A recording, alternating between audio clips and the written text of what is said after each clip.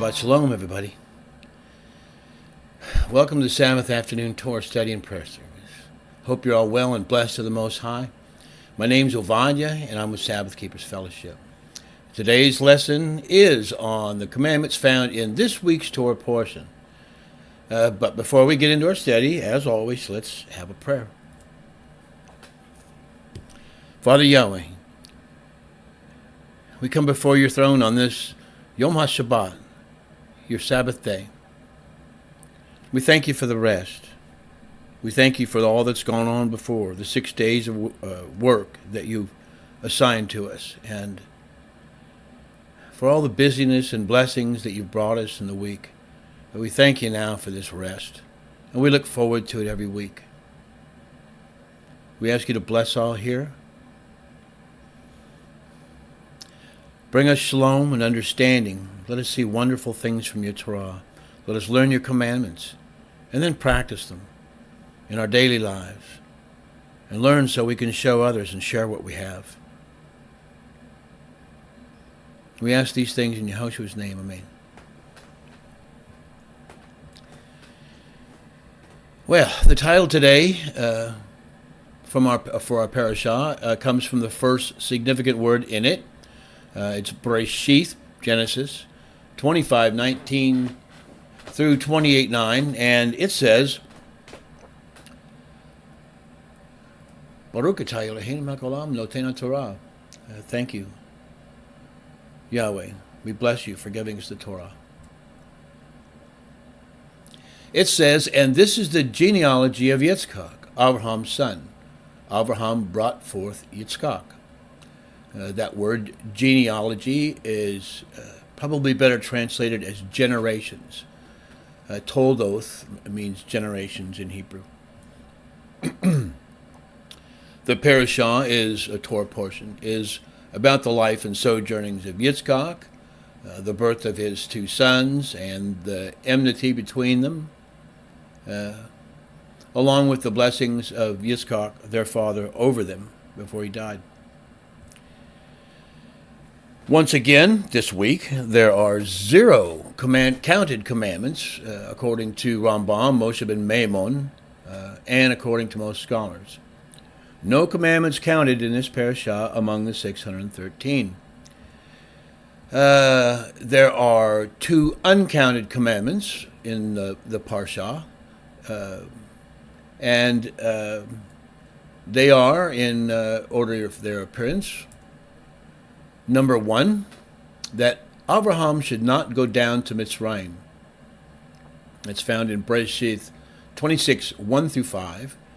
And it says, and there was a scarcity of food in the land, besides the first scarcity of food, which was in the days of Abraham. And Yitzchak went to Avimelech, king of the Pelishtim, in Gerar, and Yahweh appeared to him and said, do not go down to Mitzrayim, Egypt. Live in the land which I command you. Sojourn in this land, and I shall be with you and bless you. For I give you all these lands to you and your seed. And I shall establish the oath which I swore to Abraham your father. And I shall increase your seed like the stars of heavens. And I shall give all these lands to your seed. And in your seed all the nations of the earth shall be blessed. Because Abraham obeyed my voice and guarded my charge, my commands, my laws, and my Toroth. I added in all of the scriptures, that whole passage for context, besides just the command not to go down to Mitzrayim. It would have been tempting for him, for Abraham in those days, to go down there where they were sure to find food, water, and so on, but the Most High thought otherwise. He said, stay. Essentially, have faith in him that he would provide for them and that he was going to give that land to them. The command not to go down to Mitzrayim has a number of interesting aspects. We're told not to go down to Mitzrayim, which was at that time the world. arguably the most powerful nation on earth at its time. And we can associate that ourselves with not going back or to the world, but to stay with Yahweh and to trust in Him for our provision, for everything from our family to our future, our entertainment, our work, everything we need. Don't go down to Mitzrayim. It also, within this context, says that Yahweh says that Abraham obeyed my voice, guarded my charge, my commands, my laws, and my Torah. A lot of people make a lot of hay out of that, and well, they should. Abraham did all those things. Whatever Yahweh commanded him, whatever He told him, that is what he did. And he didn't do anything else, never turning to the right or to the left in his walk with the Most High. The question often arises, what was the Torah? Torah being the plural of Torah, essentially teaching. Many people have the idea that he must have had the entirety of the Torah,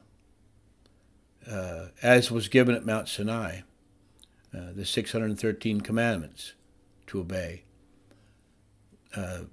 There are schools of thought that there were schools for learning the Torah and study of it, even in Abraham's day. In fact, all the way back to the beginning. Maybe, but I don't think so. And as always, when I give you my opinion, I'll tell you so. My opinion is, and history seems to prove that he did not have the entirety of the Torah. It was codified and handed down at the time of Moshe, roughly 400, 500 years later. What he had and what the meaning of Torah is that body of stories, commands, rules, case precedent, if you will, for the laws that any person or people has been given in their time and previous to it. Abraham did indeed keep the Torah, teachings, plural, of the Most High.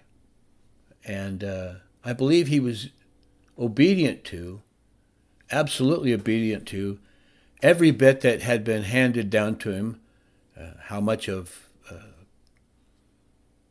that is, I don't know. And we don't know. There's no way to know what he had learned about from creation to his own day. But he was obedient to that and to every word, every teaching, every Torah that the Most High gave him. He obeyed all of it, whatever it was he had. It's been said, and I agree, that the Torah, including the law, is progressive. That is, it's given to us a bit at a time. You recall when the people of Israel first entered the land of Israel as 12 tribes after the Exodus, that the Most High promised they would be given all of the land and they would conquer all of the cities, but that they were not to do it immediately,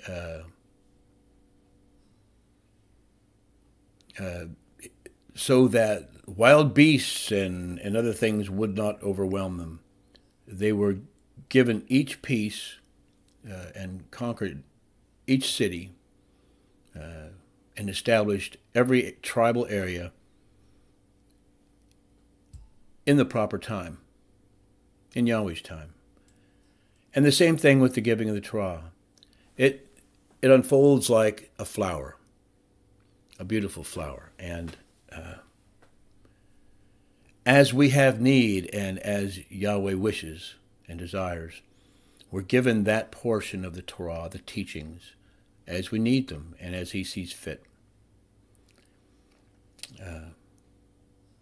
And so that's what I think he kept. That's what he obeyed and guarded, the commands, the laws, and the Torah. And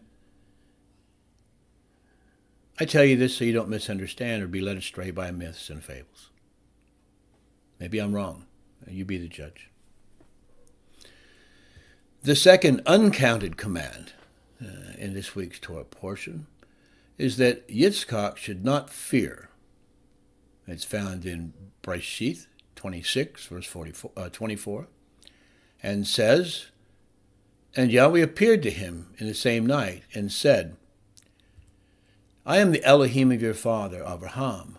Do not fear, for I am with you, and shall bless you, and increase your seed for my servant Abraham's sake." Not to fear. Fear what? Well, at that time, it was fear Avimelech and the Pelishtim, the Philistines, who controlled that part of the land, and until recently, did again. Not that those people are necessarily, in fact, not that they are the descendants of the original Pelishtim, they're not. But those under Avimelech, who were called the Pelishtim in that day, controlled that part of the land. And there was an argument over several wells that were dug by Abraham's people, and Avimelech and his people claimed them. And there was strife between them, and there was worry of war over these sources of water, which is at the western edge of the Negev, the desert, the wilderness. Negev means south in Hebrew. So the water was extremely important and fought over by tribal peoples from antiquity. Even though he was kicked out several times, the Most High told him not to fear. Don't fear the Pelishtim, that he would establish Yitzchak and his seed in the land in perpetuity. I'm sure you all agree, and have already guessed that I'm thinking along the lines of don't fear the enemy in general. Be wary of the enemy and those who would put you out or persecute you. But don't fear them. You have no reason to fear, ultimately, because Yahweh's in charge. He's promised to bless you, all of us, together as a people. Anything that the enemy brings up short term will be conquered, turned around, and overruled by the Most High in the long term. Yahweh's our provider, our protector. He's El Shaddai. When you hear of frightening things, when you see news that looks dire, when you think all is lost, think again. The Most High, Yahweh Shaddai, Yahweh Sabaoth, Yahweh of hosts, He's proven Himself again and again that He's faithful, even when we're not. Even if we're slipping and sliding or in disbelief or taking a wrong turn, whether it's bad doctrine or worldly things, even when we fail Him, He doesn't fail us. He's made a promise. He'll keep it. Trust Him. And I'll tell you, I found in my years that it's most often when things seem their worst and they can't be fixed, and there's no other answer, no way out, that He does His provision, that He provides for us, that He comes through. And well, He should do it that way. so that we can't boast in ourselves or in someone else. When there's no human possibility, he can and does. And we're his children. Think about what you would do and how faithful you would be to your children, or are. And then imagine the faithfulness of our Father in heaven, who loves us. When the world comes against you or our people, don't fear. It's not over yet, and Yahweh's sovereign in control. So both of these commands, our uncounted commands today, are one-offs, if you will. They are given to specific persons in their time, and that is why they're not counted among the 613 or more commandments as given by Moshe ben Maimon. Moshe ben Maimon or the Rambam. They were for those people in their time, and they do not apply to us literally and completely. But the beauty of the Torah and its commands is that they're timeless, and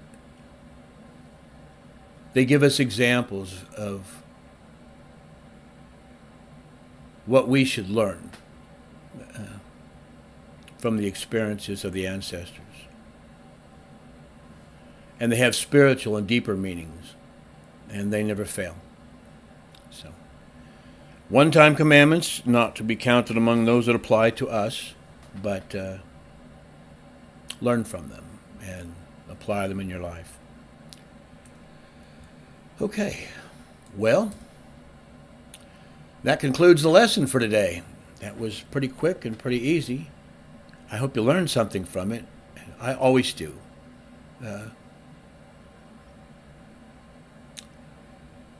It's my privilege, as always, to bring it to you. So,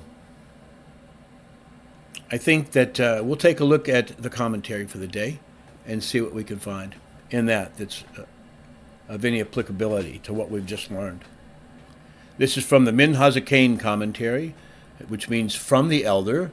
It was written by a prison elder, the elder of a community of well over 100 persons, obedient, Torah-observant believers in prison who lived and were accountable together and celebrated their Sabbaths and festivals as best they could in prison. And a little background on that, because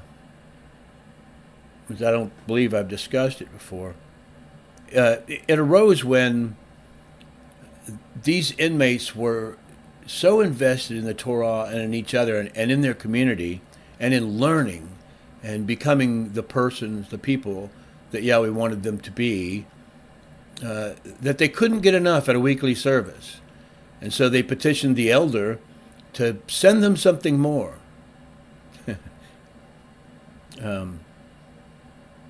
And so he did, and he started writing weekly notes to them, which eventually were assembled in a complete form as this commentary. It's not meant to be a comprehensive Torah teaching on the entirety of the Parashat.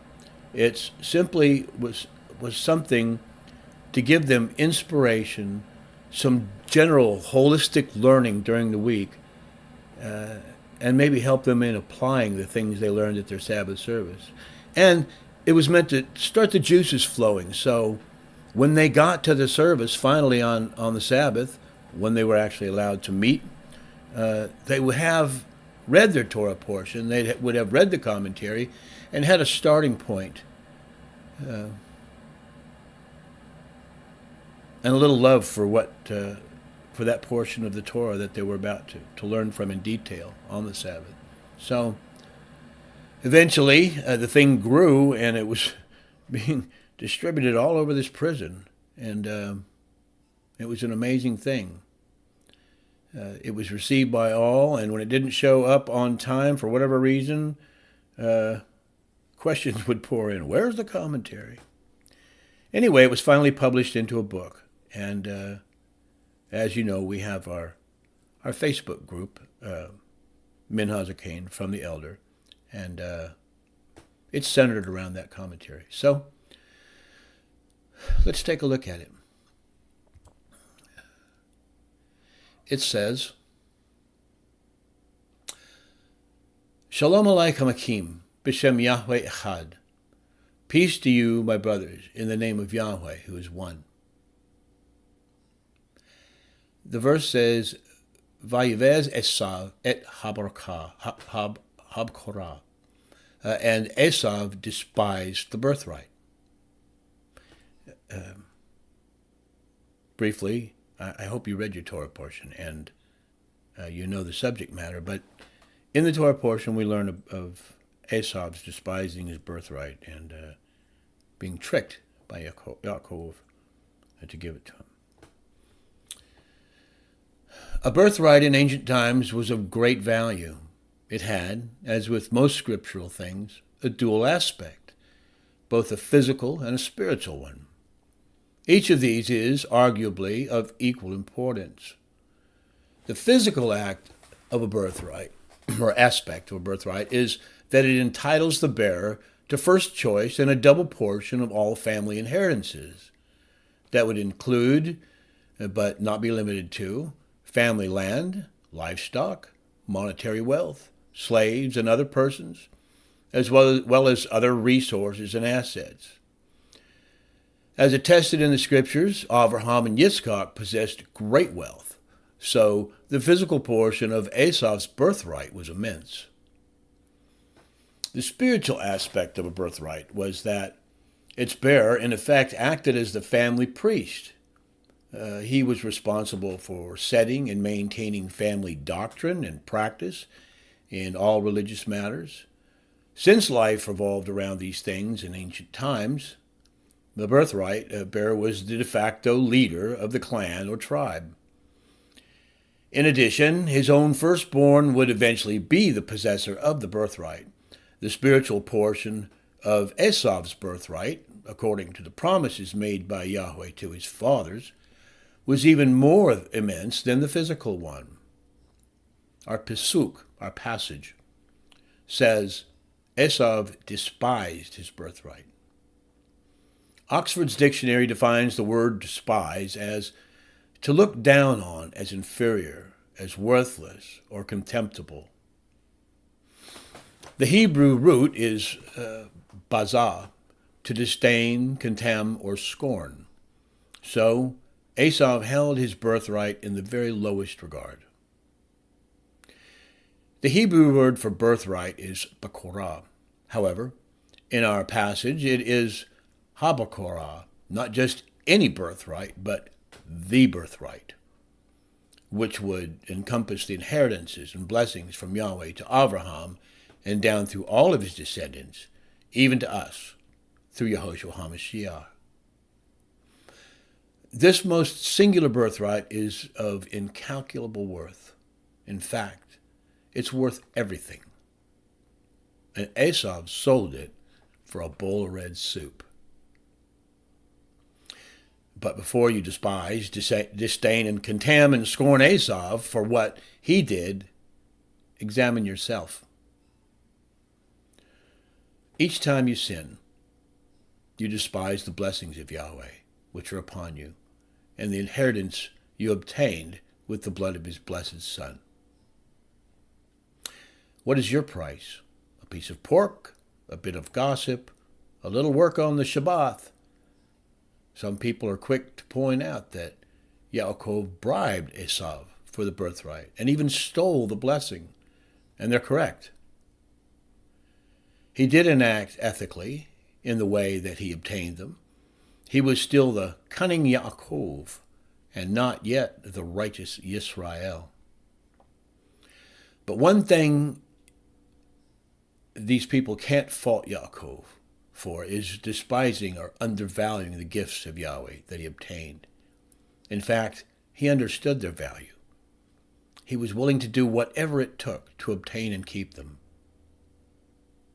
Are you Are they that important to you? May you come to know and love Yahweh even as he knows and loves you. Bas Shalom.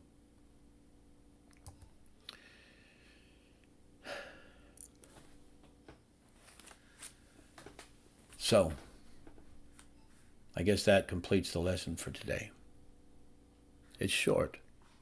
No counted commandments, and only 2 commandments given to single persons for a one-time use. But there's a lot of meat and a lot of importance in this story, in all the stories of the Torah.